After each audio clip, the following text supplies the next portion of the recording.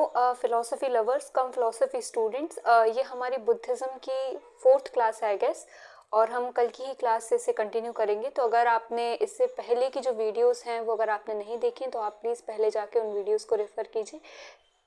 मुझे लगता है तब शायद आपको ये वीडियो ज़्यादा समझ आएगी, है ना।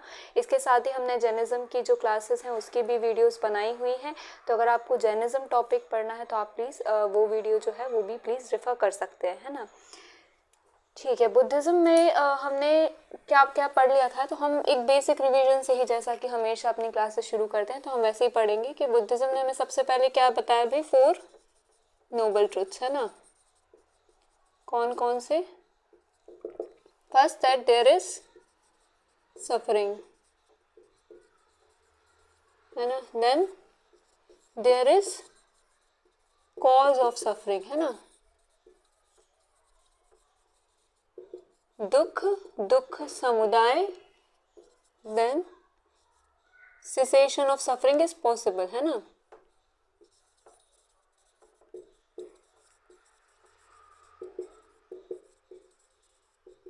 ये जो सफरिंग है ये क्या हो सकती है, खत्म हो सकती है, इसका निरोध जो है वो पॉसिबल है ना। तो दुख निरोध। एंड देन फोर्थ जो उन्होंने हमें बताया, how to remove this suffering, है ना, कि कैसे दुख का निरोध करना है, तो वो उन्होंने क्या बताया, उसके लिए अष्टांगिक मार्ग या फिर 8 फोल्डेड पाथ, है ना।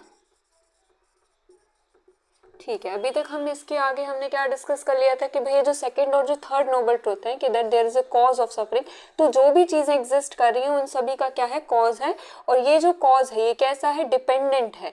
क्यों डिपेंडेंट है? इसलिए जो भी चीजें एग्जिस्ट कर रही हैं वो कैसी है, डिपेंडेंट है। एवरीथिंग दैट इज एग्जिस्टिंग, है ना, जैसे सफरिंग अगर एग्जिस्ट कर रही है तो वो कैसी है, जो भी चीजें एग्जिस्ट कर रही है ना, एग्जिस्टेंस, है ना, रियलिटी कैसी है, डिपेंडेंट है। डिपेंडेंट ऑन व्हाट, कॉज, है ना। और क्योंकि डिपेंडेंट है तो कैसी है, रिलेटिव है ना, पेरिशेबल है,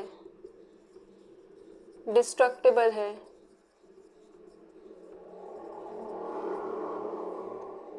इम्परमानेंट है ना। तो क्योंकि जो रियलिटी है वो कैसी है, डिपेंडेंट है, तो हमने क्या थ्योरी दी यहाँ से, बुद्धिज्म ने हमें थ्योरी ऑफ डिपेंडेंट ओरिजिनेशन, कि भाई जो भी चीज है वो कैसी है, डिपेंड है ऑन इट्स ओरिजिन और ऑन इट्स कॉज, है ना। तो ये क्या हमें दिया, कॉज और इफेक्ट का थ्योरी दिया, है ना। कॉज इफेक्ट थ्योरी है, कॉजेशन थ्योरी, है ना। और हमने कल की क्लास में इसको डिस्कस किया था जब बहुत डिटेल से, तो हमें क्या समझ में आया था कि एक्चुअली क्या है, कॉजल इफिशिएंसी की थ्योरी है ना, जिसको क्या नाम दिया था बुद्धिज्म ने, थ्योरी ऑफ डिपेंडेंट ओरिजिन को प्रतीत्य समुत्पत्ति। और ये थ्योरी ऑफ डिपेंडेंट ओरिजिन या प्रतीत्य समुत्पत्ति ये हमें क्या दे रही है, 12 लिंक्स दे रही है ना। 12 लिंक्स दे रही है कि जो हमारी सफरिंग है उसका कॉज क्या है ना, फिर उसका कॉज क्या है। जैसे हमारी सफरिंग का कॉज क्या है कि भाई हम रीबर्थ में फंस रहे हैं। अब रीबर्थ में क्यों फंस रहे हैं, क्योंकि हमारे अंदर क्या एक विल है टू बर्थ अगेन। अब वो विल का कॉज क्या है, तो भाई क्लिंगिंगनेस है। क्लिंगिंगनेस का कॉज क्या है, क्लिंगिंगनेस का कॉज है हमारी थ्रस्ट या तृष्णा, है ना। थ्रस्ट का कॉज क्या है, तो ऐसे करते करते क्या हो रहा है, हमें उन्होंने बताया कि जो रूट कॉज है हमारी सफरिंग का वो क्या है, इग्नोरेंस है। Ignorance about this causal efficiency of one movement to give rise to another movement, है ना। तो ये क्या हुई, थ्योरी ऑफ डिपेंडेंट ओरिजिन। इस थ्योरी से, प्रतीत्य समुत्पत्ति की थ्योरी से हमने क्या किया, 5 जो न्यू थ्योरीज हैं वो डराइव की, डिड्यूस की, है ना, डिड्यूस की।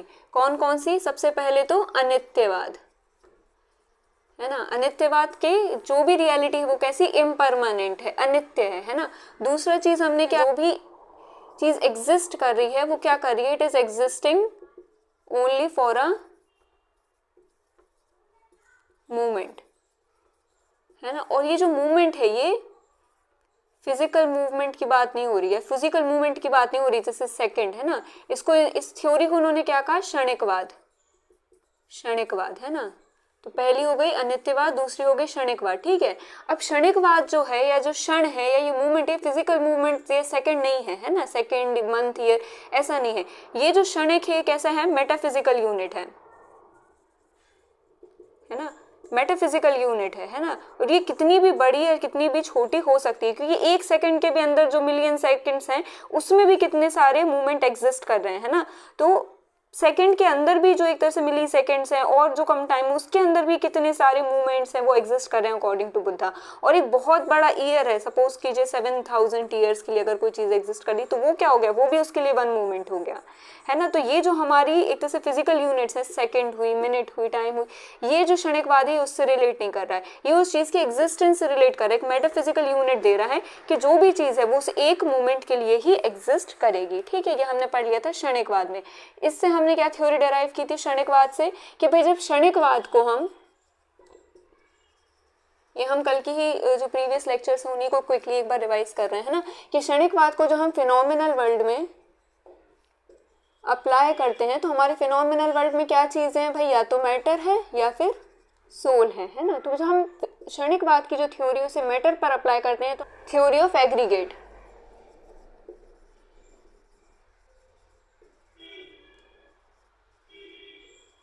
या फिर संघतवाद, है ना। संघतवाद या थ्योरी ऑफ एग्रीगेट क्या है कि भाई जो एटम्स हैं वो आ रहे हैं पास और फिर टूट जा रहे हैं, है ना। मैटर, एटम्स, कुछ भी जो है कंपाउंड्स बना रहे हैं, मॉलिक्यूल्स बना रहे हैं, तो पास आ रहे हैं फिर वो डिस्ट्रॉय हो जा रहे हैं, है ना। और ऐसे ही वो चीज़ें क्या हो रही है, प्रोड्यूस और क्या हो रही है, डिस्ट्रक्ट हो रही है ना। एक मूवमेंट के लिए एग्जिस्ट कर रही है फिर अगले ही मूवमेंट वो क्या हो जा रही है, खत्म हो जा रही है। तो संघतवाद की थ्योरी उन्होंने हमें दी, जो हम क्षणिकवाद की थ्योरी को मैटर पर अप्लाई कर रहे हैं। सिमिलरली जो थ्योरी ऑफ मोमेंटरीनेस है क्षणिकवाद की थ्योरी है, जो हम उसको सोल पर अप्लाई कर रहे हैं, तो वो क्या कह रहे हैं कि भाई ये जो सोल है ये कैसी है, ये भी कैसी क्षणिक है ना। ये जो सोल है ये भी क्या है, टेम्पररी है ना। और ये जो सोल है ये रियल सोल नहीं है ना, ये कोई परमानेंट सोल नहीं है, नो, नॉट रियल, है ना, नॉट परमानेंट, है ना। तो इन्होंने इसको क्या कहा, नो सोल थ्योरी या फिर निरात्मावाद, है ना। नो सोल थ्योरी, निरात्मावाद या नो आत्मा थ्योरी। और हमने कल डिस्कस कर लिया था कि जो कौन सी सोल है ये जिसे बुद्धिज्म रिजेक्ट कर रहा है, तो कौन सी सोल को रिफ्यूट कर रहा है भाई, कि ये जो सोल है फिनोमिनल वर्ल्ड की सोल, ये हमारी जो परमानेंट सोल है जिसकी बाकी स्कूल्स ऑफ इंडियन फिलोसफी बात कर रहे हैं, ये सोल जो है फिनोमिनल वर्ल्ड की, ये वो सोल नहीं है। तो यहाँ पे कौन सी सोल रिफ्यूट कर रहे हैं भाई, वो फिनोमिनल वर्ल्ड की सोल रिफ्यूट कर रहे हैं कि ये जो फिनोमिनल वर्ल्ड की सोल है ये परमानेंट सोल नहीं है, ये कैसी है, क्षणिक है, ये इग्नोरेंस में आके जो हमारी ईगो है, जो सेल्फ है, ये वो सेल्फ है ना। तो ये जो है ये क्षणिक है, ये परमानेंट नहीं है ना। अब इससे रिलेटेड जो डिबेट थी ब्राह्मणिज्म या एक तरह से वेदांत स्कूल ऑफ फिलोसफी और बुद्धिज्म पे, वो भी हमने कल डिस्कस कर लिया था कि भाई ये जो है जिसे ये आत्मा कह रहे हैं, वो उन्होंने उसे टेम्पररी सोल को जिसे ये आत्मा कह रहे हैं, इसलिए ये नो आत्मा या नो सोल थ्योरी दे रहे हैं। तो जो वेदांत स्कूल्स ऑफ फिलोसफी है उन्होंने भी इस तरह का कॉन्सेप्ट किसके लिए दिया है, एक जीव के लिए दिया है ना, कि जीवो भ्रमेव न परा। ये जो जीव है ना, ये जो ईगो में आके अपने आप को एक सेपरेट सोल का कंसाइडर कर रहा है, ये एक्चुअली क्या है, भ्रम या सुप्रीम रियलिटी का पार्ट है, ये इसकी खुद की कोई एग्जिस्टेंस नहीं है ना। तो यही वो कह रहे हैं, बट इन्होंने क्या है, टर्मिनोलॉजीज डिफरेंट यूज की हैं, जिसके कारण क्या होता है, ये डिबेट अराइज होती है। सिमिलरली अब भाई जो बुद्धिज्म है क्षणिकवाद के लिए सोल को क्या कह रहा है, निरात्मवाद। तो क्योंकि ये जो सोल है ये फिनोमिनल वर्ल्ड की कैसी है, टेम्पररी है ना, रिलेटिव है, परमानेंट नहीं है, तो दिस नेसेसरली इम्प्लाइज कि भाई कोई परमानेंट एब्सोल्यूट सोल भी होगी, है ना, या परमानेंट एब्सोल्यूट कॉन्शियसनेस या रियलिटी होगी, जिसे बुद्धिज्म क्या कह रहा है, बोधि या प्रज्ञा। ठीक है, प्रज्ञा। चलिए यहाँ तक हमने कल डिस्कस कर लिया था, है ना, ये सारी थ्योरीज हमने डिस्कस कर ली है ना। 5 न्यू जो थ्योरीज हमें कौन कौन सी मिली है, अनित्यवाद की थ्योरी, क्षणिकवाद की थ्योरी, है ना, फिर इसके बाद हमें क्या मिला, संगतवाद की थ्योरी, ये थर्ड संगतवाद, फोर्थ क्या हो गया हमारा, निरात्मवाद, ठीक है, नो सोल थ्योरी। इसके बाद उन्होंने हमें क्या बताया, इसके बाद उन्होंने कहा भाई, हमने जब बुद्धा से पूछा कि अगर आप परमानेंट सोल नहीं मान रहे हैं तो आप क्या कर रहे हैं, ट्रांसमाइग्रेशन ऑफ सोल को भी नहीं मान रहे हैं, है ना। वो ट्रांसमाइग्रेशन ऑफ सोल को कैसे मानेंगे जब वो कोई परमानेंट सोल ही एक तरह से कंसाइडर नहीं कर रहे हैं, लेकिन बुद्ध क्या है, रीबर्थ को कंसाइडर कर रहे हैं। अब क्योंकि वो जो है वो ट्रांसमाइग्रेशन ऑफ सोल को नहीं मान रहे हैं, तो वो रीबर्थ कैसे एक्सप्लेन करेंगे, है ना। कौन सी ऐसी एक कॉमन एंटिटी है या कॉमन चीज़ है जो इस बर्थ से उस बर्थ में मुझ पर ट्रांसफर हो रही है ना। ये जो कॉजल एफिशिएंसी है हमारी, है ना, 12 लिंक्स हैं, ये भी क्या है, कॉजल एफिशिएंसी पे वर्क कर रही है। तो यहाँ पे वो क्या बोल रहे हैं कि भाई ये जो है कि कोई भी चीज़ एक मूवमेंट के लिए एग्जिस्ट कर रही है, बट दिस मूवमेंट, है ना, ये जो मूवमेंट है इसके पास एक कॉजल एफिशिएंसी है ना, कॉजल एफिशिएंसी है to give rise to the new movement, है ना। और इसी तरह जो हमारी 12 लिंक्स हैं प्रत्येक समुत्पत्ति की, वो एस्टेब्लिश हो रही है कि भाई जब हम प्रीवियस बर्थ में थे वहाँ पे जो हमारे कार्मिक इंप्रेशन हमने किए, उस मूवमेंट में क्या है, उसके पास एक कॉजल एफिशिएंसी थी to give rise to the new movement, है ना। जिसने क्या किया, हमारी जो एम्ब्रियो है, जो हमने नेक्स्ट बर्थ लिया, उसमें क्या आ गई, कॉन्शियसनेस आ गई, है ना। या हमें दोबारा बर्थ लेने पर क्या कर दिया, एक तरह से फोर्स कर दिया because of that previous movement, है ना, मूवमेंट। तो हमारे जो प्रीवियस मूवमेंट्स हैं उनमें क्या है, कॉजल एफिशिएंसी है to give rise to the new movement. और ये क्या है, एक तरह से थ्योरी ऑफ कर्मा है ना, कि हमने पिछले जन्म में जो कर्म हुए वो हमारे नेक्स्ट जन्म में ट्रांसफर हो रहे हैं, then this then this then this, ऐसे करके पूरी जो कॉजल एफिशिएंसी की साइकिल है प्रत्येक समुत्पत्ति की, वो चली आ रही है। तो जो कॉजल एफिशिएंसी की जो एक तरह से थ्योरी है कि one movement has the causal efficiency to give rise to another movement, इस थ्योरी को बुद्धिज्म ने क्या कहा, थ्योरी ऑफ कर्मा। 4 हो गए ना, हाँ। तो 5th हो गया क्या, थ्योरी ऑफ कर्मा, या फिर ये दिख रहा है इतने नीचे का, नहीं दिख रहा है ना, यहाँ लिख देती हूँ ना। 5th जो हमारी थ्योरी क्या मिली, थ्योरी ऑफ कर्मा या फिर अर्थ क्रियावाद, अर्थ क्रियावाद, है ना, अर्थ क्रियावाद। अर्थ क्रियावाद का मतलब क्या है, that one movement has the causal efficiency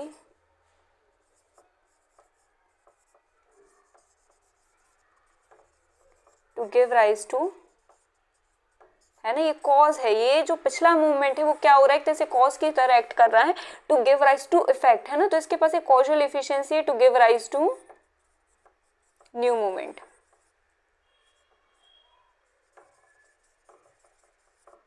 यहाँ तक हमने कल डिस्कस कर लिए थे, 5 जो थ्योरीज हैं ये भी हमने क्या हुआ है, कल डिस्कस कर लिए हैं। तो ये हमने एक तरह से क्विक रिवीजन कर लिया है ना।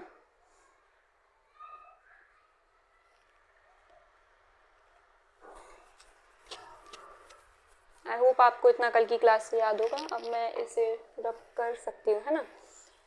तो भाई हमने क्या डिस्कस कर लिया कि भाई एक जो मूवमेंट है उसके पास एक कॉजल एफिशिएंसी है to give rise to another movement, है ना। अब बुद्धा क्या कह रहे हैं कि भाई, और जिसे आप ये बीइंग कह रहे हो ना, ये ह्यूमन बीइंग जो है, आप क्या हो, आप एक्चुअली पंच स्कंदा हो। इतना तो हमें भी पता है भाई कि हम क्या है, अर्थ एयर वाटर इन सब से मिलके बने हैं, है ना। तो वो कह रहे हैं नहीं नहीं, ये वाले पंचस्कंदा नहीं हो, आप डिफरेंट पंचस्कंदा हो। तो बुद्धा हमें कौन से पंचस्कंदा की एक तरह से वो दे रहे हैं थ्योरी, हम उसे देख लेते हैं, है ना।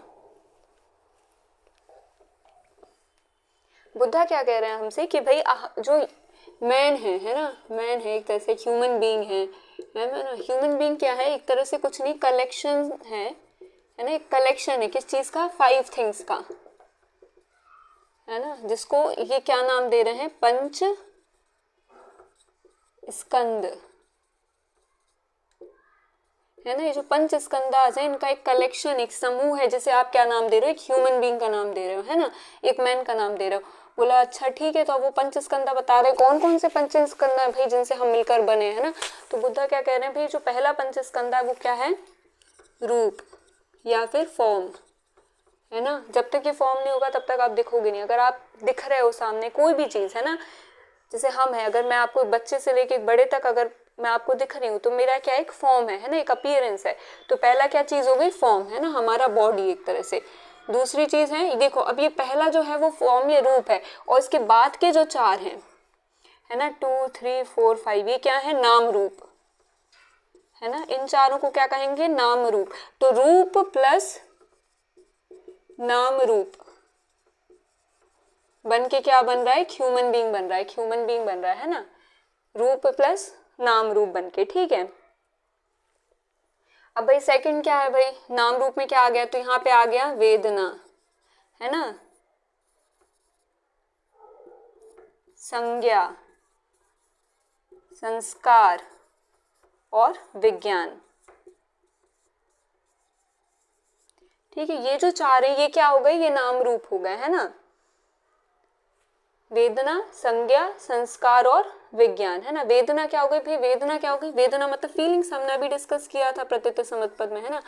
वेदना मतलब क्या हो गई, फीलिंग्स हो गई। तो ह्यूमन बीइंग है वो एक तो फॉर्म से है ना, कि हमारा रूप पूरा, है ना। फिर क्या हो गया भाई, वेदना हो गई, हमारी फीलिंग्स हो गई, हमारे अंदर क्या है, ह्यूमन बीइंग्स के अंदर फीलिंग्स भी है ना, अच्छा बुरा, जेलसी, कुछ भी, है ना, नेगेटिव इमोशंस, पॉजिटिव इमोशंस, ये सब किसके अंदर आ गए, वेदना के अंदर।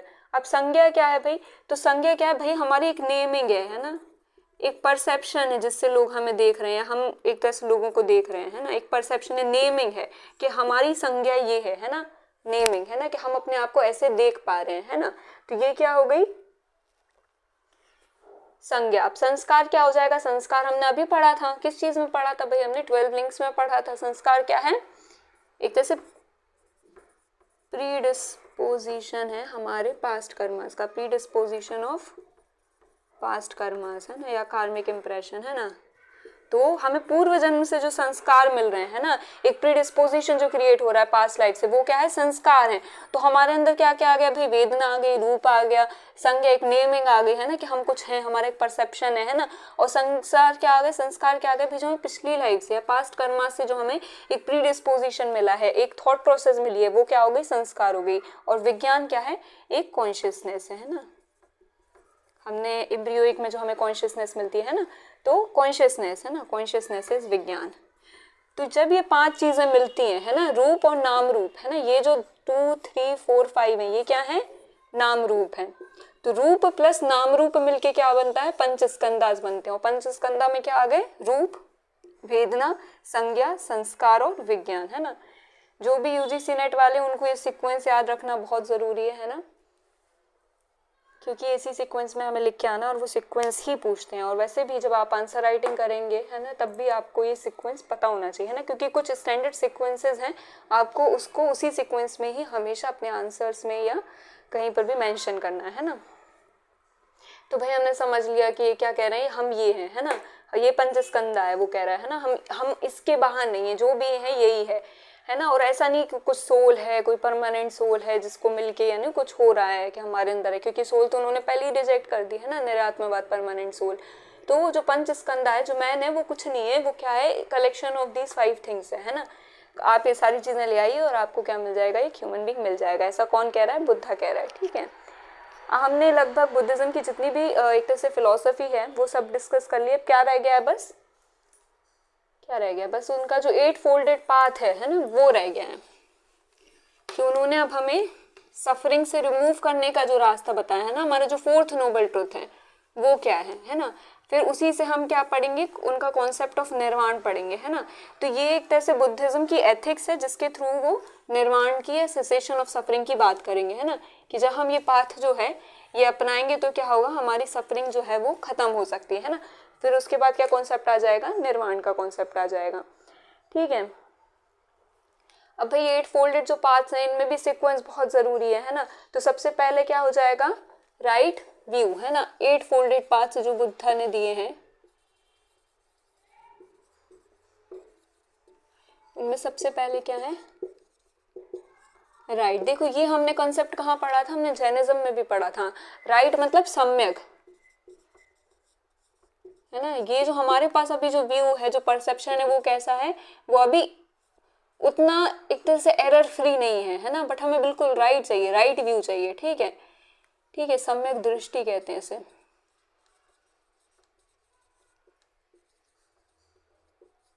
सेकंड क्या आता है राइट व्यू के बाद, राइट रिजॉल्व, राइट रिजॉल्व या फिर डिटर्मिनेशन, इसको कहते हैं सम्यक संकल्प।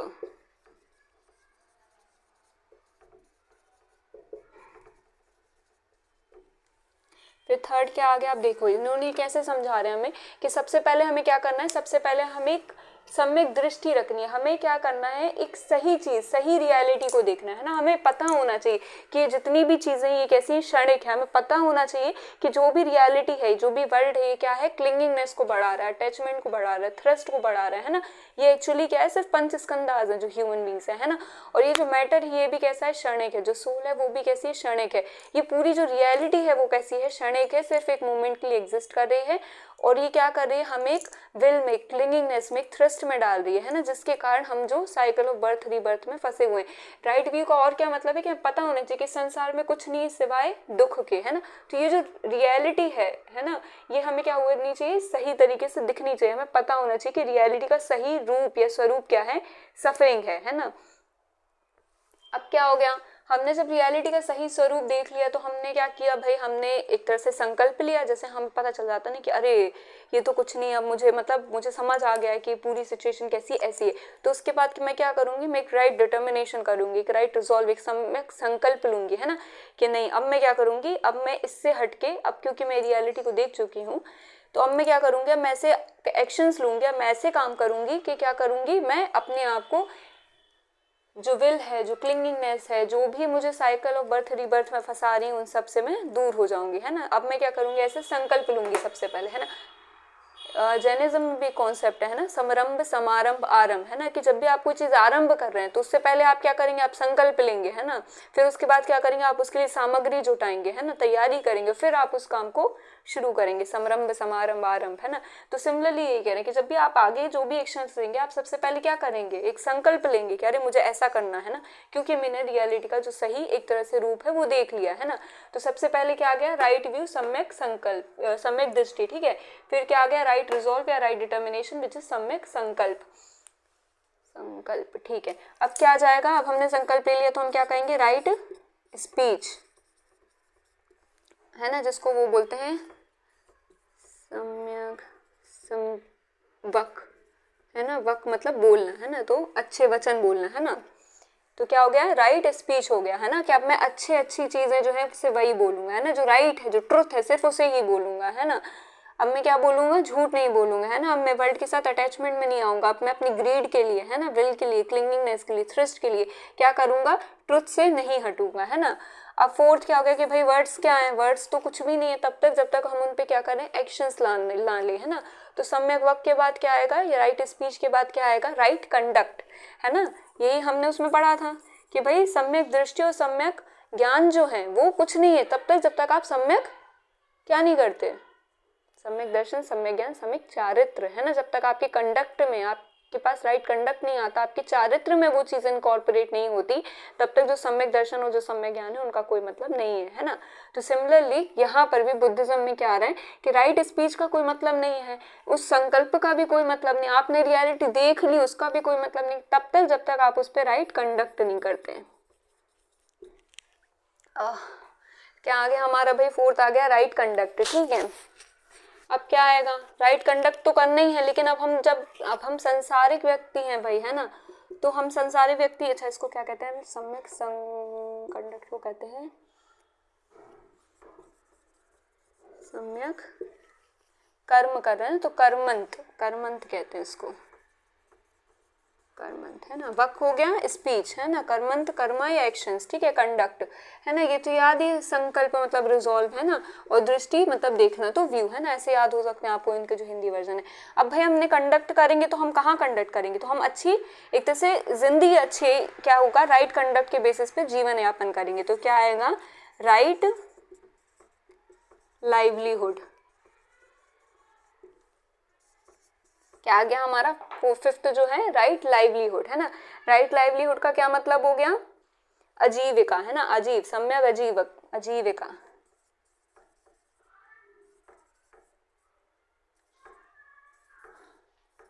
आजीविका, है ना, कि जो हमारी आजीविका है, जो भी हमारा एक तरह से जीवन यापन है ना, जैसे भी हम अपनी लाइफ जी रहे हैं वो किसके बेसिस पे जिएंगे, वो राइट तरीके से जिएंगे, है ना, अच्छे तरीके से जिएंगे, हम छल नहीं करेंगे, चोरी नहीं करेंगे भाई, हम किसी को हर्ट नहीं करेंगे, है ना। तो ये क्या हो गया, राइट लाइवलीहुड के तरीके हो गए, हम करप्शन नहीं करेंगे, है ना, तो घूस नहीं लेंगे, है ना। तो ये क्या है, राइट लाइवलीहुड है। इसलिए जो एथिक्स है, जो फिलॉसफी है, वो हर किसी के लिए इम्पोर्टेंट है ना। ऐसा नहीं कि फ़िलॉसफी स्टूडेंट्स बस जो हैं सिर्फ एग्ज़ाम के लिए वो पढ़ें। मुझे लगता है फ़िलॉसफी एक ऐसा सब्जेक्ट है जो देश को रूल कर रहे हैं उन्हें तो ये सब्जेक्ट ज़रूर पता होना चाहिए, है ना। जैसे जो अभी हम पढ़ेंगे आगे सोशियो पॉलिटिकल फिलोसफीज़ में, कि वहाँ पे फिलोसोफर किंग का कॉन्सेप्ट है कि भाई जो रूलर है वो कैसा होना चाहिए, फिलोसोफर होना चाहिए, है ना। उसके पास विल, क्लिंगिंगनेस, है ना, सेल्फिशनेस, ये सब नहीं होना चाहिए। तो वो क्या करेगा, वो सही तरीके से रूल कर पाएगा। प्लस उसके पास क्या रहेगा, इंटेलेक्ट रहेगा, है ना। उसको तरीका रहेगा कि आपको कैसे अपनी एपेटाइट जो है उसे कंट्रोल करके नेशन के लिए कंट्रीब्यूट करना है ना। जो एपेटाइट के लिए काम कर रहे हैं वो किस तरह के लोग होने चाहिए, है ना। जो फोर्स से काम करते हैं वो किस तरह के लोग होने चाहिए।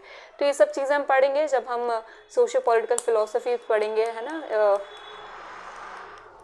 स्टेट कैसी होनी चाहिए, रूलर कैसे होना चाहिए, है ना। इनफैक्ट अगर कौटिल्य के अर्थशास्त्र में भी एक तरह से ये कॉन्सेप्ट आता है, बट ठीक है ना। तो ये चीज़ें इसलिए जो है, जो किंग है या जो रूलर है वो फिलोसोफर होने चाहिए, क्योंकि उन्हें फिर ये सब चीज़ें पता होंगी, है ना। उन्हें सब चीज़ें पता होंगी कि हमें कैसे अपनी एक तरह से जो नीड्स हैं, जो पेटी डिज़ायर्स हैं, है ना, जो क्लिंगिंगनेस है, उनसे ऊपर हटके हमें, है ना, बहुत सारे लोगों के लिए बहुत कुछ करना है, कंट्रीब्यूट करना है। तो राइट लाइवलीहुड जो है ये एक उनमें से है कि हमारी जो आजीविका है भाई वो कैसी होनी चाहिए, सही होनी चाहिए, है ना, सम्यक होनी चाहिए। इसके बाद क्या होगा, दिख रहा है इसके नीचे ना, एक तो आ जाएगा राइट लाइवलीहुड हो गया भाई। अब इसके बाद क्या आ गया, सिक्स्थ आ गया। राइट लाइवलीहुड के बाद क्या आ जाएगा, राइट एफर्ट्स, है ना, राइट एफर्ट्स। अब मैंने उसको बहुत विचित्र तरीके से याद किया था कि भाई जो लाइवलीहुड है वो ऐसे नहीं मिल जाती हमें नौकरी, हमें क्या करना पड़ता है, हम उसके लिए एफर्ट्स लेने पड़ते हैं, काम करने पड़ते हैं। इसको हम हिंदी में क्या बोलेंगे, सम्यक व्यायाम। एफर्ट मतलब मशक्कत वाले काम, ठीक है, तो व्यायाम, है ना। तो एफर्ट मतलब मशक्कत वाले काम, तो सम्यक व्यायाम, है ना। तो ये क्या हो गया भाई, हमारे 8 में से ये हमारे 6 तो जो हैं वो हो गए, है ना। आप एक बार इनका स्क्रीनशॉट ले लीजिए। अच्छा यहाँ पे तो बन जाएंगे ना, 2 यहाँ पे लिख दूँ मैं साइड में। कौन कौन से रह गए, एक रह गया है राइट एफर्ट हो गए, फिर आ जाएगा राइट माइंड सेट, है ना, फिर इसके बाद आ जाएगा राइट कंसंट्रेशन, है ना।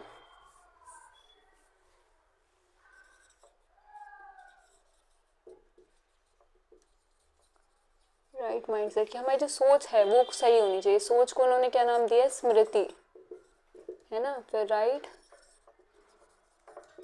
कंसंट्रेशन, कंसंट्रेशन को हम हमेशा मेडिटेशन से रिलेट करेंगे, तो ये क्या हो जाएगा, समाधि, है ना, सम्यक समाधि, सम्यक स्मृति, सम्यक समाधि। तो ये जो जब हम ये क्या करेंगे, हम अपनी लाइफ इसके हिसाब से जिएंगे कि हमें भाई रियलिटी का सही नॉलेज हो, हमें पता हो कि भाई सब क्या है, क्षणिक है, कुछ रियल नहीं। तो हम इससे क्या करनी है, विल, क्लिंगिंगनेस, कुछ भी तृष्णा नहीं रखनी, अटैचमेंट नहीं रखना, बिल्कुल, है ना। जब हम इसको लेके इतना एक तरह से निर्मोही हो गए, है ना, वर्ल्ड को लेके, तो क्या किया हमने, एक राइट रिजॉल्व लिया, एक राइट डिटर्मिनेशन लिया, सम्यक संकल्प लिया कि भाई हम क्या करेंगे, अब हमारी जो आगे की लाइफ है हम अपने इस डिटैचमेंट को एक तरह से फुलफिल करने मिलेंगे। हमने बोल तो लिया, समझ तो आ गया कि भाई ये तो डिटैचमेंट होना है हमें, है ना, ये तो कोई मतलब का नहीं है, सब क्या है, क्षणिक है। लेकिन अब हमें उससे डिटैच होना है, तो उससे डिटैच होने के लिए हमने क्या किया, राइट रिजॉल्व या राइट डिटर्मिनेशन लिया। अब डिटैच होने के लिए हमने सबसे पहले क्या किया, हमने सच बोलना शुरू किया, है ना, सम्यक वाक, रियलिटी को बोलना शुरू किया, ट्रुथ को बोलना शुरू किया, है ना। फिर हमने बोलने से क्या होगा, तो हमने क्या किया, हमने अपने कंडक्ट में उसको लेके आए, कर्मंत में, कि हम जो भी एक्शंस लेंगे, जो भी कंडक्ट करेंगे वो कैसे होंगे, सम्यक होंगे, राइट होंगे, है ना, उनमें छल कपट ये सब नहीं होगा, है ना। फिर क्या किया, हम जो आजीविका जी रहे हैं, क्योंकि बुद्धिज्म ने क्या है, मध्यम मार्ग बताया।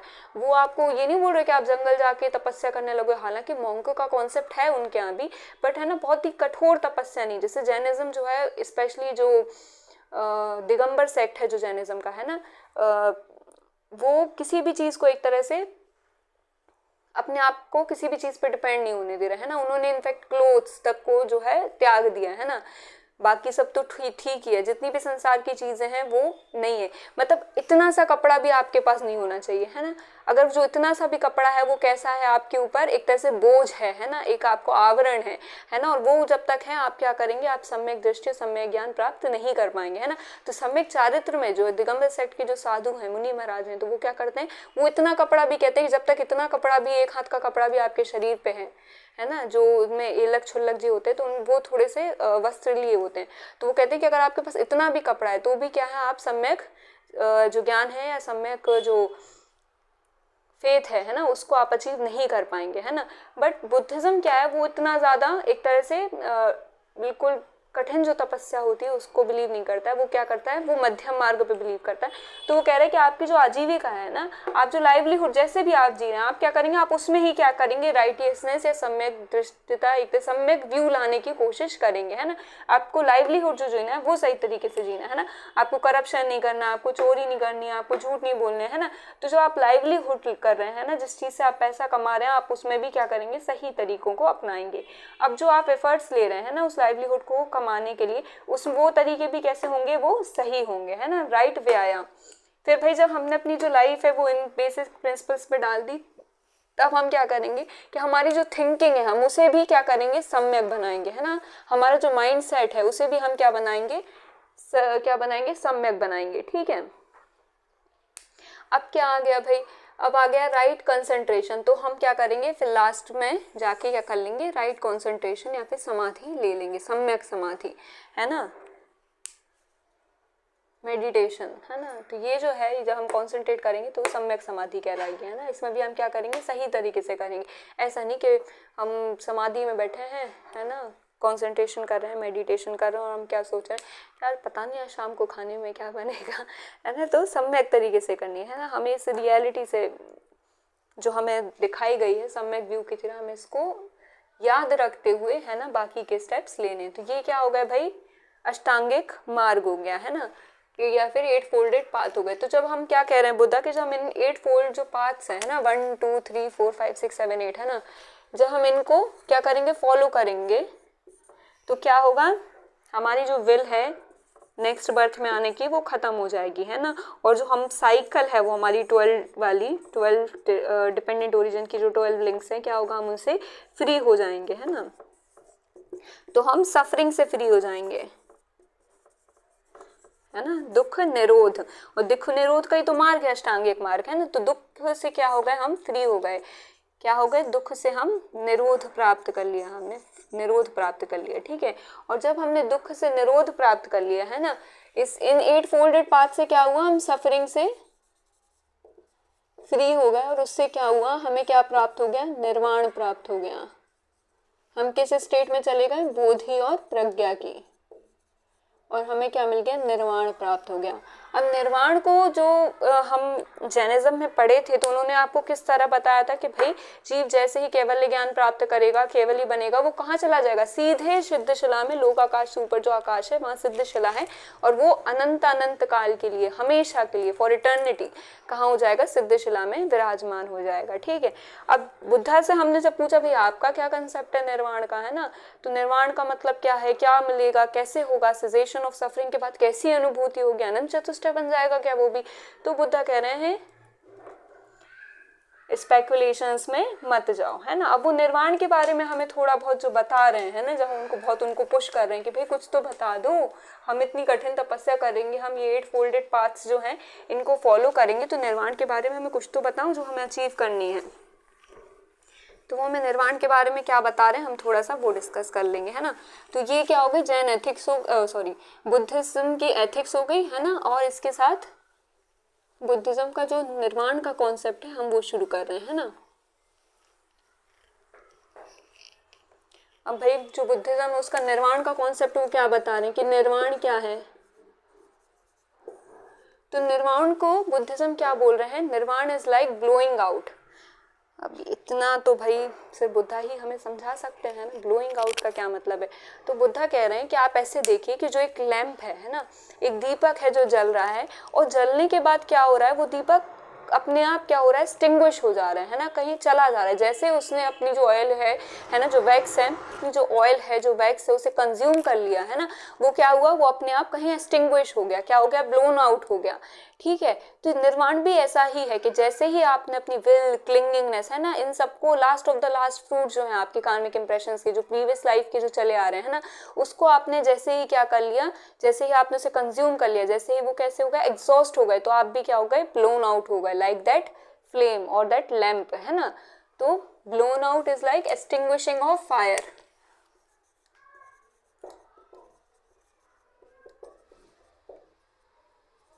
है ना, एक्सटिंग्विशिंग ऑफ फायर और लैम्प, है ना, extinguishing of fire of lamp, है ना, कि जैसे ही वो फायर क्या हो गई, एक्सटिंग्विश हो गई, when it consumed all it's oil और वैक्स, है ना। तो जैसे ही उसने कंज्यूम कर ली सब, वो क्या हो गई, एक्सटिंग्विश हो गई और क्या हो गई, ब्लोन आउट हो गई। कैसे हो गई, ब्लोन आउट, कि भाई पता ही नहीं वो कहाँ गई, है ना, कहाँ चली गई, कुछ नहीं पता, है ना। ऐसी जो हमारा जो निर्वाण की स्टेट है वो भी ऐसी कि जैसे ही हमने क्या हुआ, विल, क्लिंगिंगनेस, इन सबसे हमने अपने आप को फ्री कर लिया, है ना, तो हम क्या हो गए, ब्लोन आउट हो गए, है ना। हमारी जो एक तरह से बोधि है, प्रज्ञा है, जो हमारी परमानेंट एक तरह से जो सोल है, रियलिटी है, वो कैसी हो गई, उस स्टेट में आ गई। और वो स्टेट कैसी है, ब्लोन आउट वाली स्टेट है ना, कि वो किसी को नहीं पता है ना, कि वो कहाँ गई, कैसे गई, है ना। जैसे ये जो लैम्प है वो एक्सटिंग्विश हो गया जब उसने अपना सब जो है ऑयल या वैक्स जो है वो कंज्यूम कर लिया। ठीक है, तो ये क्या कॉन्सेप्ट है, निर्वाण का कॉन्सेप्ट है। और निर्वाण का कॉन्सेप्ट हमें क्या बता रहा है कि भाई जब हम इस स्टेट में आ गए, ब्लोन आउट की स्टेट में, है ना, बोधि या प्रज्ञा की स्टेट में आ गए, तो क्या हुआ, हमारी जो सफरिंग है ना, वो सब खत्म हो गई, है ना। तो इस स्टेट में आके क्या हुआ, cessation of suffering, cessation of suffering, जितनी भी हमारी सफरिंग थी वो क्या हो गई, खत्म हो गई, सेसेशन ऑफ सफरिंग, है ना। हमारे दुख जो है वो क्या हो गए, उनका निरोध हो गया, दुख निरोध। और ये हमें कहाँ मिलता है, ये हमें मिलता है थर्ड नोबल ट्रुथ में। और हम किस साइकिल से बाहर आ गए, जो प्रत्युत समुत्पत्ति की जो 12 लिंक्स हैं, थ्योरी ऑफ डिपेंडेंट ओरिजिनेशन की, है ना, हम उससे क्या आ गए, बाहर आ गए, हम उससे क्या हो गए, फ्री हो गए, है ना। तो जैसे ही हम प्रत्युत समुत्पत्ति की, बर्थ रिबर्थ की, उन सबकी साइकिल से हम फ्री हो गए, हम अपनी इग्नोरेंस से फ्री हो गए, तो हम किस स्टेट में चले गए, बोधि और प्रज्ञा, है ना। मतलब हम क्या हो गए, फ्री फ्रॉम इग्नोरेंस। और क्या हो गया, हम ब्लोन आउट हो गए, लाइक एक्सटिंग्विश हो गए, लाइक फायर, है ना। तो यही जो है कंसेप्ट, यही है बुद्ध का निर्वाण का कॉन्सेप्ट। ठीक है, इतना ही उन्होंने हमें बताया, इससे ज्यादा उन्होंने हमें बताया नहीं, इससे ज्यादा स्पेकुलेशंस में जो बुद्ध है वो गए नहीं है ना।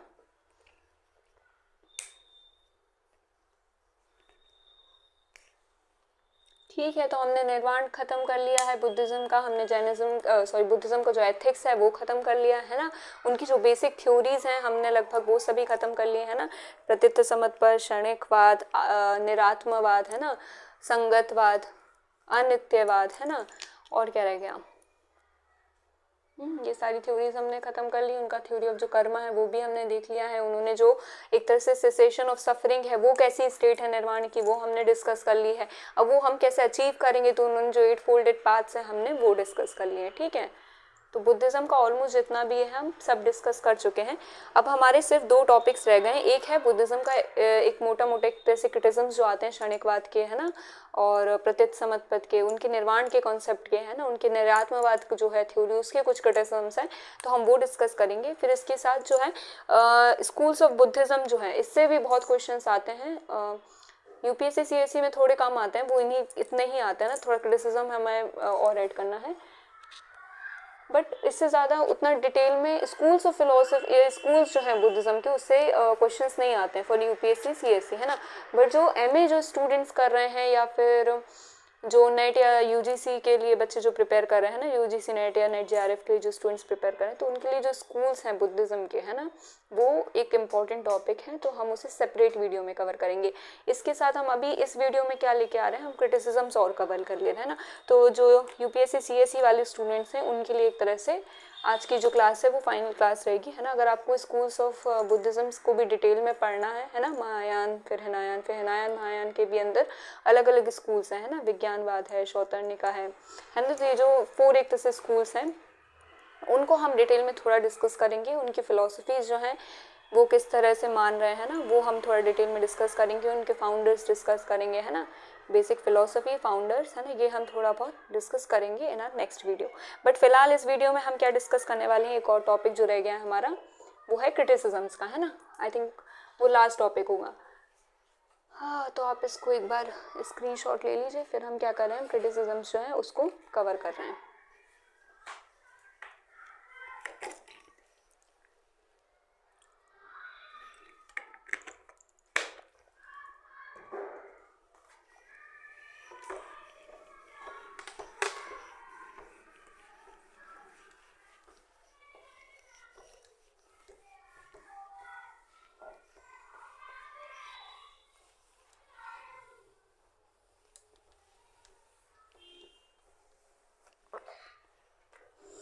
ठीक है भाई, अब क्रिटिसिज्म्स को पहले आपको थोड़ा सा समझना होगा, है ना, क्योंकि बहुत ही ज़्यादा एक तरह से लॉजिकल वो पूछ रहे हैं, वो सीधा सीधा बुद्धिज्म से पूछ रहे हैं कि अगर आप ऐसे कह रहे हो तो लेकिन ये ऐसे कैसे हो रहा है, अगर ये ऐसी चीज़ हो रही तो ये ऐसे कैसे हो रही है ना।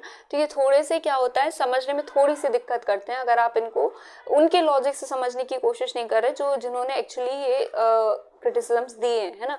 तो आपको ऐसे सोचना कि आपको बुद्धिज्म के बारे में कुछ नहीं पता, है ना, आपको माइन्यूट जो चीज़ें आपको नहीं समझ आई हैं और फिर उसमें से आके आप जो क्वेश्चंस उनसे पूछ रहे हो वैसा कोई लॉजिक निकाल के, है ना। तो वो क्या कर रहे हैं, वही एक तरह से लोग जो हैं वो क्रिटिसाइज उनको जो कर रहे हैं, वेदांत स्कूल ऑफ फिलोसफी है मोस्टली ये, है ना। तो उनका क्रिटिसिज्म क्या कह रहा है भाई, उनके क्रिटिसिज्म्स को हम 3 पार्ट में डिवाइड कर सकते हैं, है ना। पहला जो है वो क्रिटिसिज्म ऑफ क्षणिकवाद, ठीक है। दूसरा है कि भाई आप जो है वो निर्वाण को कैसे एक्सप्लेन करेंगे, है ना, निर्वाण का जो कॉन्सेप्ट है या निरात्मावाद का जो कॉन्सेप्ट है ना, नो सोल जो थ्योरी है उसका क्रिटिसिज्म, है ना। और तीसरा पार्ट रहता है कि आप प्रोडक्शन और जो डिस्ट्रक्शन है इसे कैसे एक्सप्लेन करेंगे, है ना। ये 3 पार्ट्स में स्टैंडर्ड जो बुक्स हैं हमें इसी तरह से ये 3 पार्ट में हमें जो क्रिटिसिज्म्स हैं बुद्धिज्म के वो देखने में मिलते हैं ना।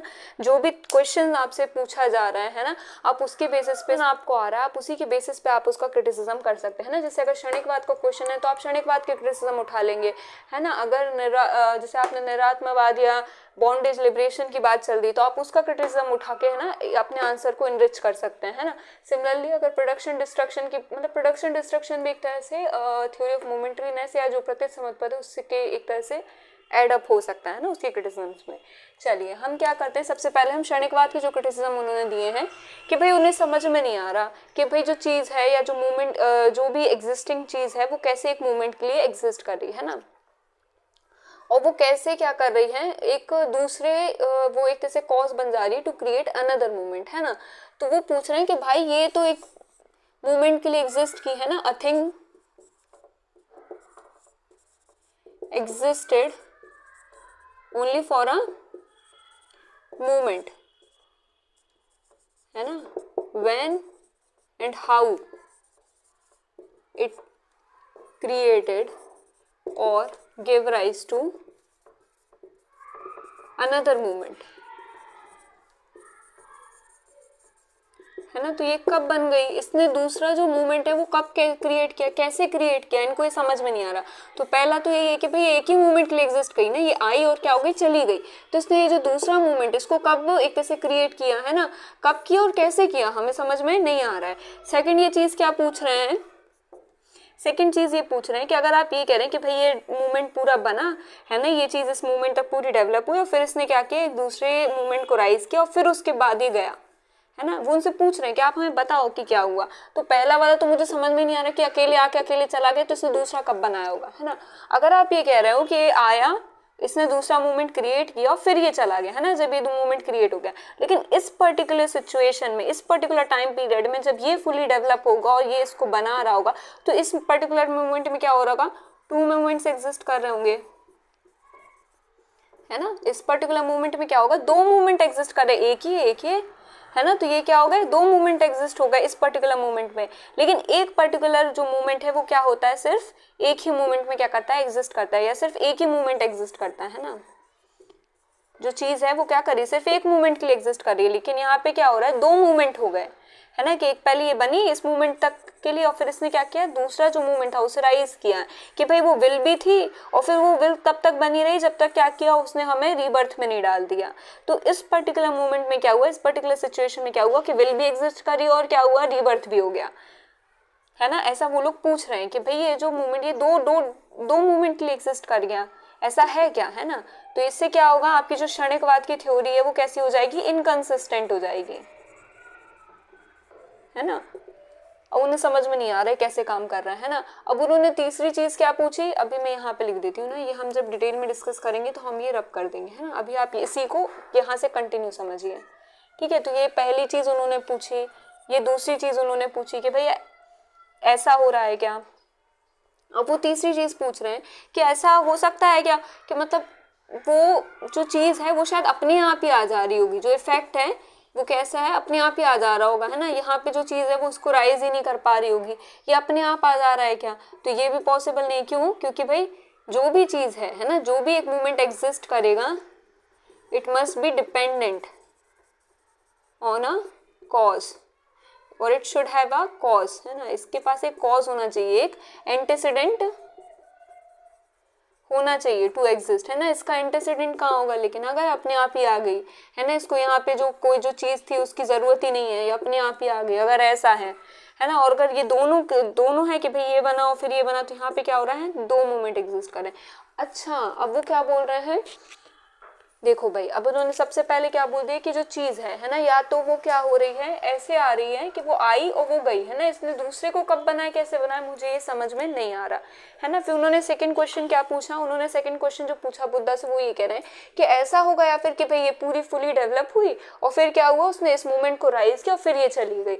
लेकिन उस पर्टिकुलर मूवमेंट में, उस पर्टिकुलर सिचुएशन में क्या हुआ, उस वक्त 2 मूवमेंट एग्जिस्ट हो गए। जबकि आपकी क्षणिकवाद की थ्योरी क्या करिए कि जो चीज है वो तो सिर्फ एक मूवमेंट के लिए एग्जिस्ट करती है, बट यहाँ पे वो जो चीज है, जैसे सपोज करिए वो ह्यूमन बीइंग है, वो क्या हो रहा है, 2 मूवमेंट के लिए एग्जिस्ट करेगी। भाई उसमें विल भी है, विल वाला मूवमेंट भी है, उसमें कौन सा मूवमेंट भी है, रीबर्थ वाला मूवमेंट भी है ना।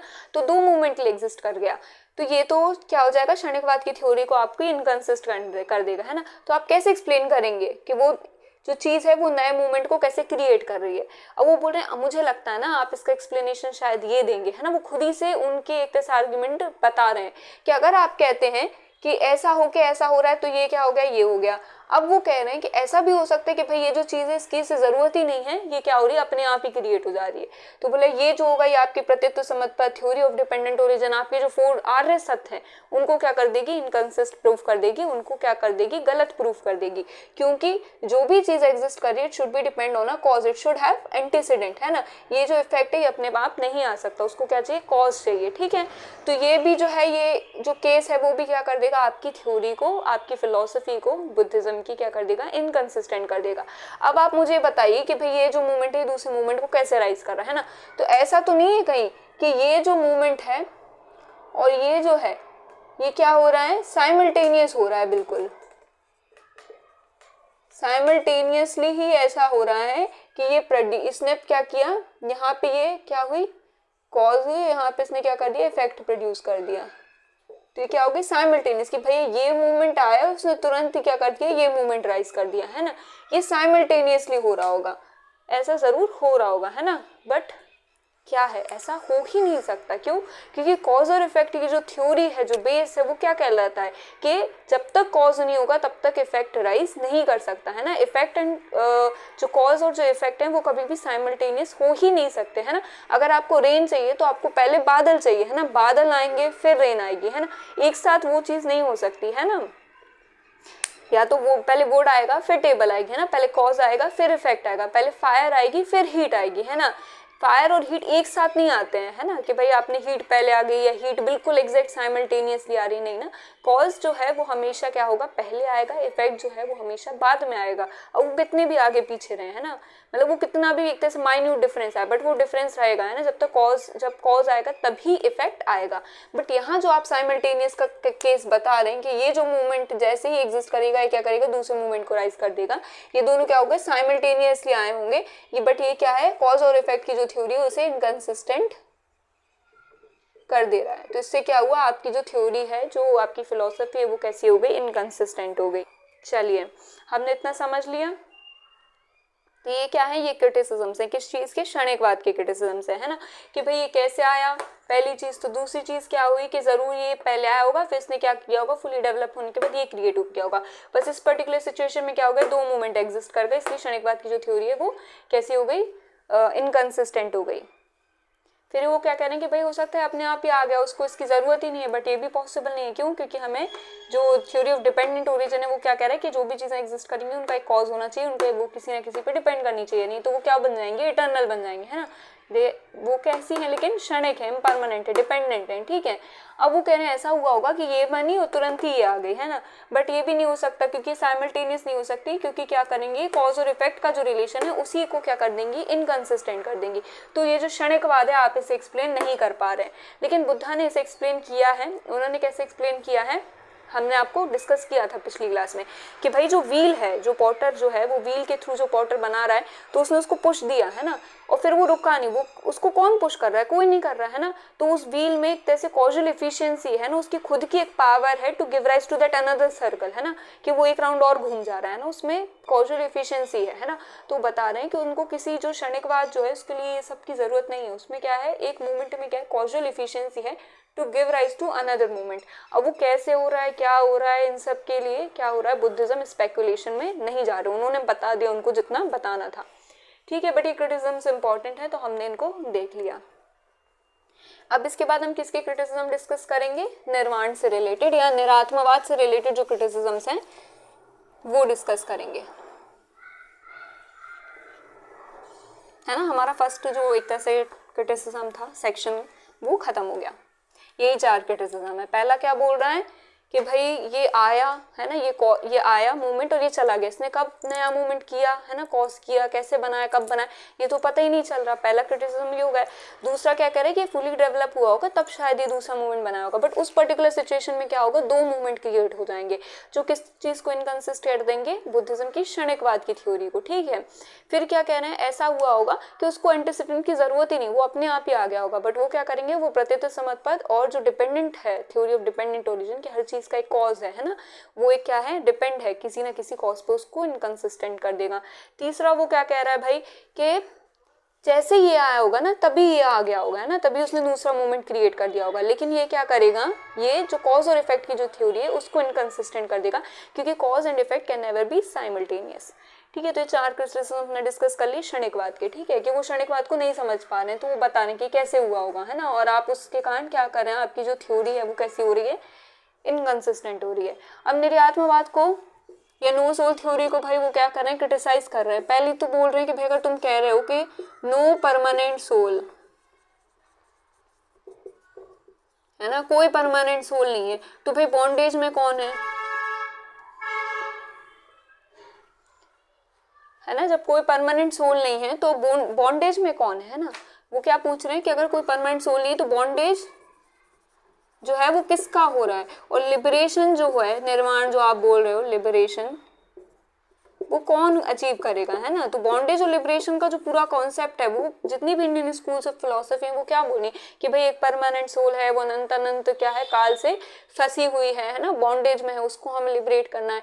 बट यहाँ तो भाई कोई सोल ही नहीं है, परमानेंट सोल ही नहीं है कुछ, तो किसकी बॉन्डेज, किसका लिबरेशन, कोई मतलब ही नहीं बनता आपकी एथिक्स का, आपकी थ्योरी का, आपकी फिलोसफी का, है ना। हम सब पागल हैं जो बोल रहे हैं बॉन्डेज लिबरेशन, है ना, इतने टाइम से एक जो है वो सोल चली आ रही, तो वो जो एक परमानेंट सोल है, जो जीव है, जैसे जैनिज्म का जो कॉन्सेप्ट है कि भाई वो जो जीव है जो इतने सालों से भवों भवों से फंसा आ रहा है, तो वो क्या हो रहा है, वो हमें एक रीजन प्रोवाइड कर रहा है कि भाई वो जो जीव है वो बॉन्डेज में है और वो जो जीव है वो क्या कर सकता है, लिबरेशन अटेन कर सकता है। बट यहाँ पे क्योंकि बुद्धिज्म जो है वो नो परमानेंट सोल की बात कर रहे हैं, तो कौन बॉन्डेज में और किसका लिबरेशन ये आप मुझे एक्सप्लेन नहीं कर पा रहे हैं, ये क्रिटिसिज्म है ना। अब हमने पहले ही इसको डिस्कस कर चुका है कि भाई वो कौन सी सोल रिजेक्ट कर रहे हैं भाई, वो एक ईगो से इन्फ्लुएंस होने वाली, इग्नोरेंस से अपलिफ्ट होने वाली जो सोल है, जो परमानेंट सोल नहीं है, जैसे जो एक तरह से जो वेदांत स्कूल्स ऑफ फिलोसफी जो वो कॉन्सेप्ट जीव का है ना, जीवो ब्रह्मे न परा, तो वो जो टेम्पररी सोल है वो क्या है, इनके अकॉर्डिंग वो आत्मा है ना, और ये उसको रिफ्यूट कर रहे हैं। बट ये एक परमानेंट सोल का डिसाइडर कर रहे हैं, जिससे वो क्या कह रहे हैं, बोधीय प्रज्ञा है ना। तो ये जो क्रिटिसिज्म है ये उतना वैलिड नहीं है ना। हालांकि उन्होंने क्रिटिसिज्म दिया है कि भाई आप जो निरात्मवाद कह रहे हैं, आप नो परमानेंट सोल कर रहे हैं, तो बॉन्डेज और लिबरेशन किसका होगा, वो आप कैसे एक्सप्लेन करेंगे, है ना। ये पूरा कॉन्सेप्ट एक तरह से फेल हो जाएगा, इनकंसिस्टेंट हो जाएगा। तो ये क्या हो गया, पहला क्रिटिसिज्म हो गया। ठीक है, हम इनके आर्ग्यूमेंट्स लिखने की जरूरत नहीं है, आप तो बस समझते जाइए, है ना, कि भाई ये जो है नो परमानेंट सोल, इसको लेके उन्होंने क्या किया, बॉन्डेज लिबरेशन पे क्रिटिसाइज किया कि भाई आप इसको कैसे एक्सप्लेन करेंगे। ठीक है, दूसरा क्रिटिसिज्म उन्होंने क्या किया भाई, कि भाई बॉन्डेज लिबरेशन नहीं हो सकती, है ना। फिर उन्होंने क्या कहा कि आप जो है, अगर आपकी जो सोल है वो क्या हो रही है, सिर्फ एक मोमेंट के लिए एग्जिस्ट कर रही है, तो आप उसे कैसे एक्सप्लेन करेंगे, मेमोरी को या मेमोरी को कैसे एक्सप्लेन करेंगे, है ना। भाई 10 साल पहले मैं थी, है ना, मेरे पास जो मेमोरी है वो किसे पता है, मेरी सोल को पता है, लेकिन सोल तो एग्जिस्ट कर रही सिर्फ एक मोमेंट के लिए। तो जो 10 साल पुरानी एक तरह से मेमोरी है मेरी, वो मुझे कौन एक्सप्लेन करेगा, है ना, अगर वो जो ये एंटिटी है सिर्फ एक मोमेंट के लिए एग्जिस्ट कर रही है ना। तो मेमोरी आपसे कैसे समझा पाएंगे, मेरी 10 साल पुरानी 20 साल पुरानी मेमोरी।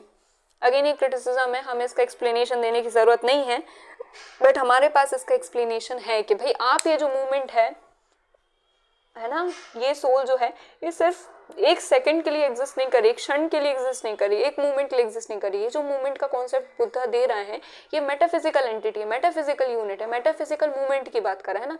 तो ये कितनी भी साल बड़ी हो सकती है और कितनी भी एक तरह से छोटी हो सकती है ना। एक सेकंड में भी जो मिली सेकंड है, उसके अंदर भी जो सेकंड्स है, उतना छोटा भी एक मूवमेंट हो सकता है, और मिलियंस ऑफ ईयर्स के बराबर भी एक तरह से एक मूवमेंट हो सकता है ना।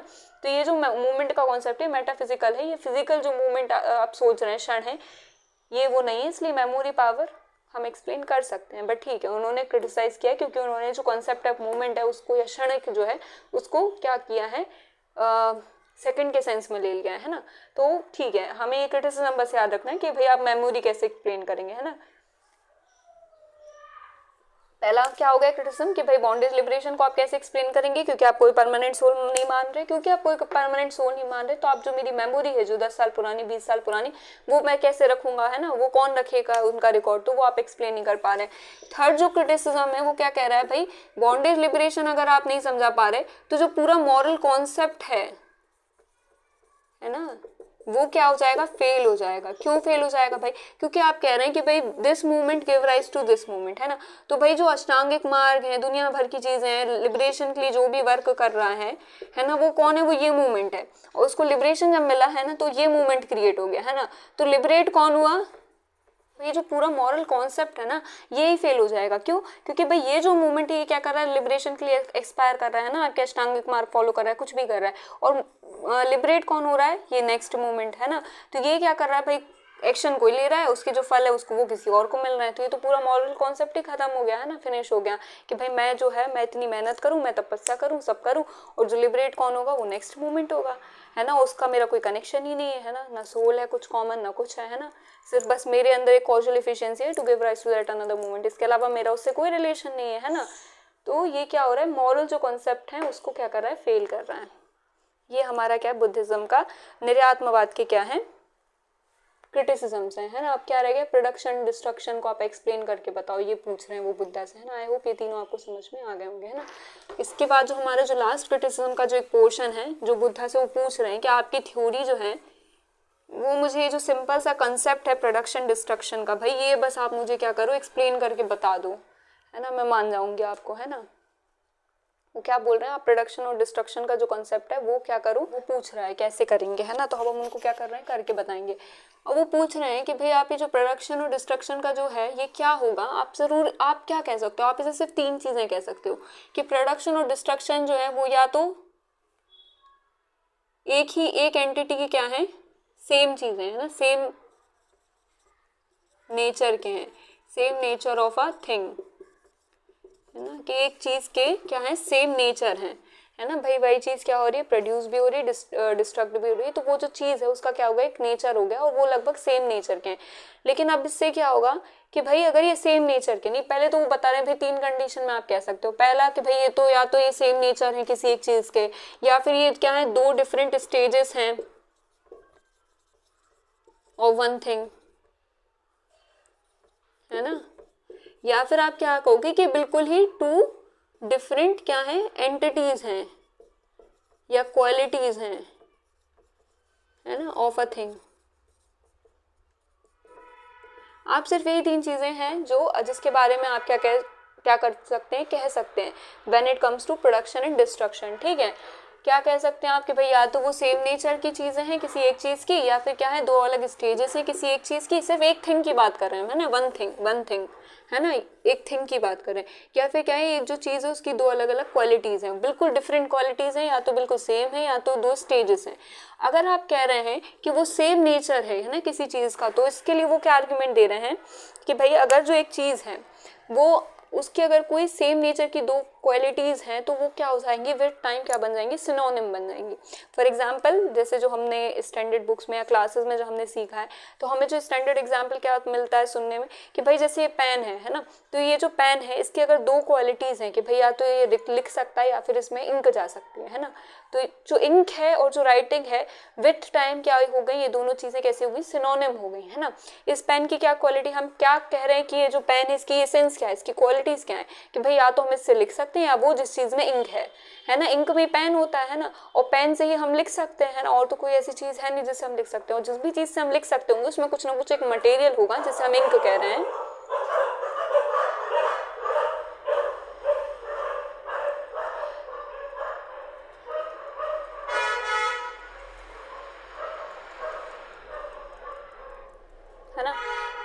तो जो स्टैंडर्ड एग्जाम्पल हमें क्या मिलता है कि भाई ये जो पेन है ना, या तो इसमें इंक है या फिर हम इससे लिख सकते हैं, इसकी ये 2 एसेंस है, ये 2 क्वालिटीज हैं, है ना। और ऐसी कोई चीज नहीं जिससे हम लिख सकें या जिसे हम पेन ना कह सकें, या फिर जिसमें इंक हो जिसे हम पेन ना कह सकें। तो writing and ink somehow after a while क्या बन जाती है, किसी सिनोनिम बन जाती है ना, कि भाई पेन क्या हो गया, फिर जिसमें इंक है, पेन क्या हो गया जिसे हम लिख सकते हैं, है ना। तो पेन और इंक जो है वो क्या हो गई, लिखना और जो इंक है वो क्या हो गई, सिनोनिम से हो गए, है ना, ऑलमोस्ट सेम थिंग्स हो गए। तो अगर वो एक ही चीज के सेम नेचर के सेम ही नेचर है, अगर वो किसी एक चीज का सेम नेचर है प्रोडक्शन और डिस्ट्रक्शन, तो वो क्या बन गई, आफ्टर अ व्हाइल वो क्या बन गई, सिनोनिम बन गई, है ना, सिनोनिम बन गई। तो प्रोडक्शन और डिस्ट्रक्शन जो है क्या वो सिनोनिम बन सकते हैं, this can not be synonym, है ना। क्यों, क्योंकि प्रोडक्शन क्या हो रहा है, प्रोड्यूस हो रहा है, डिस्ट्रक्शन मतलब क्या होता है कि भाई वो खत्म हो रहा है, तो ये क्या हो सकते हैं, सिनोनिम कभी नहीं बन सकते। तो ये जो चीज है हमारी कंडीशन या केस, ये क्या हो गया, रिजेक्ट हो गया। अगर आप प्रोडक्शन और डिस्ट्रक्शन को ऐसे एक्सप्लेन कर रहे हैं कि भाई ये क्या है, 2 डिफरेंट स्टेजेस हैं किसी एक चीज की, तो इसमें क्या होगा, जैसे अगर ये पेन है ना, अब ये पेन पहले प्रोड्यूस हुआ होगा और फिर एक स्टेज में आके क्या हुआ होगा, डिस्ट्रक्ट हुआ होगा, यही आप कह रहे हैं आई होप, है ना। प्रोडक्शन और डिस्ट्रक्शन अगर क्या है 2 डिफरेंट स्टेजेस है, तो भाई पहले कभी ना कभी पेन जो है वो प्रोड्यूस हुआ होगा और फिर ये जो पेन है क्या हुआ होगा, डिस्ट्रक्ट हुआ होगा, सिंपल सी बात है। ये बात हमारे लिए सिंपल है, बट क्या हो रहा है, आपकी थ्योरी क्या कर रही है इस कंसेप्ट को, या ये जो कंसेप्ट है ये क्या कर रहा है, आपकी थ्योरी को क्या प्रूव कर दे रहा है, इनकंसिस्टेंट। बोला कैसे, तो भाई ऐसे कि ये जो पेन है फिर क्या कर रहा है, 2 मूवमेंट के लिए एग्जिस्ट कर गया, 2 मूवमेंट्स के लिए क्या कर गया, एग्जिस्ट कर गया ये जो पेन है ना। बट ये पेन जो सिर्फ एक मूवमेंट के लिए एग्जिस्ट करना चाहिए था, exist only for a movement, but ये जो पेन है 2 मूवमेंट के लिए एग्जिस्ट कर गया। कब, जब एक टाइम वो प्रोड्यूस हुआ होगा और एक मूवमेंट जब वो डिस्ट्रक्ट हुआ है ना। और ये अगर आप कहेंगे कि साइमल्टेनियसली हुआ होगा, तो साइमल्टेनियसली तो ना तो प्रोड्यूस हो सकता ना वो डिस्ट्रक्ट हो सकता है ना, तो प्रोडक्शन और डिस्ट्रक्शन साइमल्टेनियस नहीं हो सकते, है ना, साइमल्टेनियस नहीं हो सकते, है ना। तो प्रोडक्शन और डिस्ट्रक्शन क्या है, पहली बात तो 2 मिनट के लिए, 2 मूवमेंट के लिए एग्जिस्ट नहीं कर सकता, और अगर वो एक ही मूवमेंट में एग्जिस्ट कर रहा है तो वो साइमल्टेनियस हो गए, बट प्रोडक्शन और डिस्ट्रक्शन क्या हो गए, साइमल्टेनियस नहीं हो सकते, ठीक है। तो इसलिए क्या हो गया, ये जो है ये क्या हो गया, कैंसिल हो गया ये केस भी, है ना, कि भाई या तो ये क्या करेगा, आपके क्षणिकवाद को क्या करेगा, रेफ्यूट करेगा या इनकंसिस्टेंट करेगा, और साइमल्टेनियस नहीं हो सकते, है ना, क्योंकि प्रोडक्शन और destruction can not be simultaneous, ठीक है।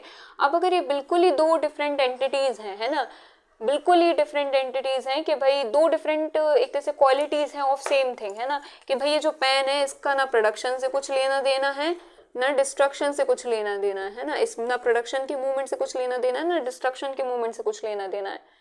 तो इसका क्या मतलब हुआ, इसका मतलब हुआ कि भाई ना तो वो पेन प्रोड्यूस हुआ और ना ही वो पेन क्या हुआ, डिस्ट्रक्ट हुआ। लेकिन ऐसी जो एंटिटी है जो ना तो प्रोड्यूस हुई हो ना तो डिस्ट्रक्ट हुई हो, वो कैसी बन गई, वो इटर्नल बन गई, है ना, वो इटर्नल बन गई। भाई जिसका ना अनादि न है ना अंत है, तो वो कैसी बन गई, वो इटर्नल बन गई। लेकिन आप क्या कह रहे हैं, जो भी एंटिटी है वो कैसी है, क्षणिक है, डिपेंडेंट है, इम्परमानेंट है, अनित्य है ना, तो ये नित्य कैसे बन सकती है, तो ये स्टेज भी जो है वो कैंसिल हो गई। तो आपकी जो थ्योरी है वो इतनी इनकंसिस्टेंट है कि जो एक सिंपल सा कॉन्सेप्ट है प्रोडक्शन डिस्ट्रक्शन का, जितनी भी एक तरह से हमारे अराउंड चीज़ हैं वो क्या हो रही है, या तो प्रोड्यूस हो रही हैं या डिस्ट्रक्ट हो रही है ना, तो आप वो तक एक्सप्लेन नहीं कर पा रहे हैं आपकी थ्योरी से, है ना। तो प्रोडक्शन डिस्ट्रक्शन जो है वो बुद्धिज्म एक्सप्लेन नहीं कर पा रहा है। ये क्या है, बुद्धिज्म का क्रिटिसिज्म है जो वेदांता स्कूल्स ऑफ फिलोसफी ने दिया है, कि भाई अगर आप पहला केस लेके चलते कि भाई वो सेम नेचर है ऑफ अ थिंग, तो क्या हो जाएंगे, प्रोड्यूस और डिस्ट्रक्शन जो हो जाएगा वो क्या हो जाएंगे, सिनोनिम हो जाएंगे। बट वो सिनोनिम नहीं हो सकती, क्योंकि प्रोडक्शन और डिस्ट्रक्शन अलग अलग चीज़ें हैं। सिमिलरली अगर ये दो डिफरेंट स्टेजेस हम कंसिडर करते हैं तो क्या होगा, वो 2 मूवमेंट के लिए एग्जिस्ट करेगी, जो क्या करेगा, क्षणिकवाद को इनकंसिस्टेंट करेगा। और अगर आप कह रहे हैं कि साइमल्टेनियस हो गया होगा, तो वो भी पॉसिबल नहीं है ना, क्योंकि क्या है, प्रोडक्शन डिस्ट्रक्शन साइमल्टेनियस नहीं हो सकते हैं। फिर क्या कह रहा है कि भाई दो एंटिटीज हैं बिल्कुल डिफरेंट होंगी, दो क्वालिटीज होंगी, बिल्कुल डिफरेंट क्वालिटी होंगी ऑफ अ थिंग, है ना, इसका इस थिंग जो है इसका प्रोडक्शन डिस्ट्रक्शन से कोई लेने देने नहीं होगा, तो ना वो प्रोड्यूस हुई ना वो डिस्ट्रक्ट हुई, लेकिन वो तब क्या बन गई, वो इटर्नल बन गई।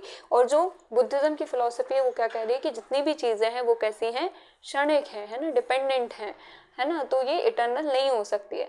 तो प्रोडक्शन और डिस्ट्रक्शन का जो कॉन्सेप्ट है वो बुद्धिज्म की थ्योरी से कैसा है, इनकंसिस्टेंट है। ये क्या है, सिंपली क्रिटिसिजम्स थे बुद्धिज्म के, है ना। तो हमने अभी तक जितने भी क्रिटिसिज्म है बुद्धिज्म के वो सभी डिस्कस कर लिए, है ना, नहीं है ना, इतने ही वो थे हमारे क्रिटिसिजम्स बुद्धिज्म के जो आज हमने डिस्कस कर लिए, है ना। आज की क्लास के लिए इतना ही आई थिंक सफिशिएंट है। स्कूल्स ऑफ बुद्धिज्म जो है वो हम नेक्स्ट क्लास में डिस्कस करेंगे। होपफुली मैं आपसे नेक्स्ट वीडियो में फिर मिलूँ।